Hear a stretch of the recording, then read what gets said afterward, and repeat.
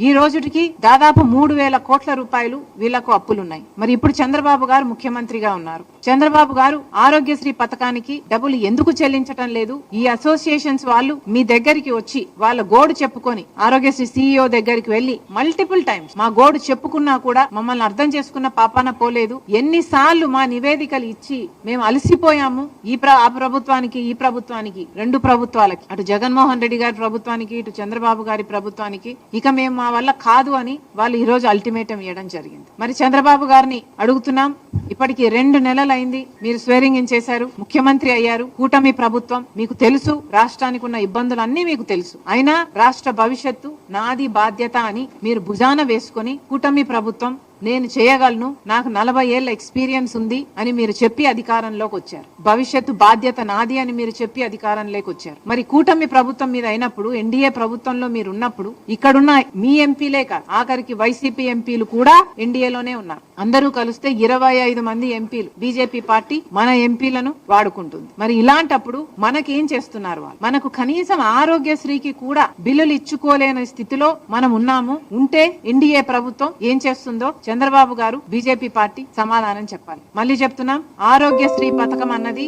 అద్భుతమైన పథకం. ఎవరు మొదలు పెట్టారు అన్న విషయం పక్కన పెడితే, as a scheme Aarogyasri is an excellent scheme. దేశ విదేశాలలో ఎంతో మంది దీన్ని మళ్ళీ ఎమ్యులేట్ చేయడం జరిగింది. కారణం, ఇది ఎంతో మంది పేద ప్రజలకు ఆసరా ఇచ్చే పథకం కాబట్టి ఈ ఆరోగ్యశ్రీ పథకాన్ని రక్షించాల్సిన బాధ్యత ప్రతి నాయకునికి ఉంది, ఇర్రెస్పెక్టివ్ ఆఫ్ పార్టీస్. ఎవరు అధికారంలోకి వచ్చినా కూడా. నాకైతే ఆశ్చర్యంగా ఉంది, జగన్మోహన్ రెడ్డి గారు సెప్టెంబర్ లో బిల్లులు చెల్లించారు, ఆ తర్వాత ఆరోగ్యశ్రీకి బిల్లులే చెల్లించలేదు అని. అసలు ఆరోగ్యశ్రీకే కాదు, ఫీజు రీయింబర్స్మెంట్ కూడా బకాయిలు ఉన్నాయి. అసలు జగన్మోహన్ రెడ్డి గారు, రాజశేఖర్ రెడ్డి గారు తలపెట్టిన జలయజ్ఞం కూడా 54 ప్రాజెక్టులు రాజశేఖర్ రెడ్డి గారు తలపెడితే 12 ప్రాజెక్టులు రాజశేఖర్ రెడ్డి గారు పూర్తి చేస్తే 42 ప్రాజెక్టులు మిగిలిపోయిన ప్రాజెక్టులను నేను 6 నెలల్లో పూర్తి చేస్తాను అని చెప్పిన జగన్మోహన్ రెడ్డి గారు, నేనే వారసుని అని చెప్పుకుంటున్న జగన్మోహన్ రెడ్డి గారు, మరి రాజశేఖర్ రెడ్డి గారి జలయజ్ఞం ప్రాజెక్టులు మీరు ఎందుకు పూర్తి చేయలేదు? మీరు సమాధానం చెప్పాల్సిన అవసరం ఉంది. మీరు రాజశేఖర్ రెడ్డి గారికి ఇంత ప్రియమైన ఆరోగ్యశ్రీ పథకానికి కూడా బిల్లులు చెల్లించలేదు. జగన్మోహన్ రెడ్డి గారి విషయం పక్కన పెడితే ఇప్పుడు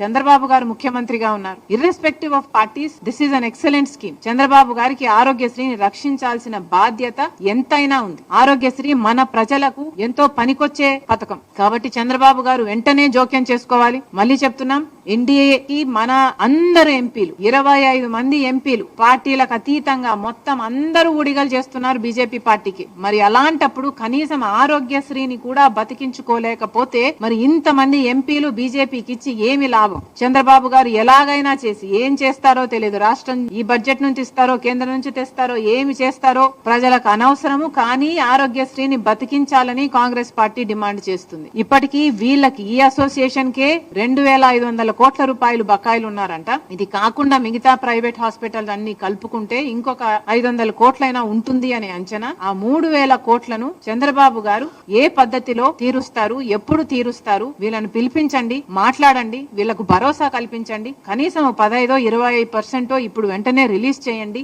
మిగతాది ఏ ఫేజెస్ లో రిలీజ్ చేస్తారో వాళ్ళకు భరోసా కల్పించండి. ఈ ప్లాన్ మొత్తం డ్రాఫ్ట్ అవుట్ చేయండి. ఈ నెలంతా మీరు టైం తీసుకోండి, దీని మీద వర్కౌట్ చేయండి. కానీ ఈ నెల దాటిన తర్వాత కూడా ఇదే పరిస్థితి ఉంటే కాంగ్రెస్ పార్టీ ఎక్కడికక్కడ ఆందోళనలు చేస్తాం, ధర్నాలు చేస్తాం. ఆరోగ్యశ్రీని బతికించుకునే ప్రయత్నం, ఆ కొట్లాట కాంగ్రెస్ పార్టీ తప్పకుండా చేస్తుందని చంద్రబాబు గారిని హెచ్చరిస్తున్నాం.